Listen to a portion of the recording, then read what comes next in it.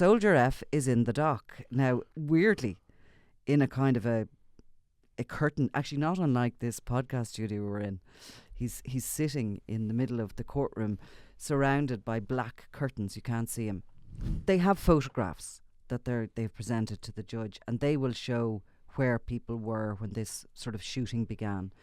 They have statements from people which are going to be read into the court over the coming days, which will kind of set the scene, because of course this was a civil rights march that came in the aftermath of internment, and 20,000 people I think attended it, but the paratroopers came in, and the case against Soldier F is he's one of those that shot at unarmed civilians, and would later claim in a series of statements a number of the soldiers made, claiming that they were armed, which they weren't. And really I think that's what the Savile inquiry cleared the name of these people, that they weren't fighting back, they were just ordinary people,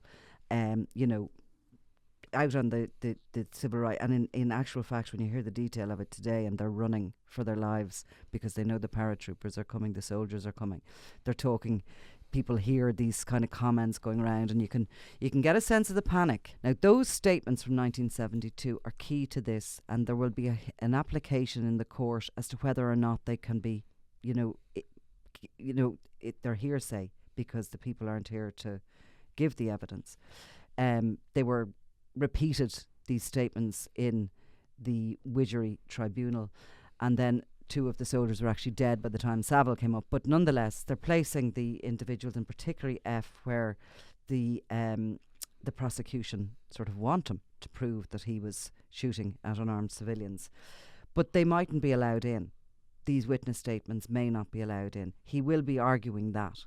And that really will be key to his defence, Soldier F. If he can get those witness statements thrown out, there probably isn't a case against him.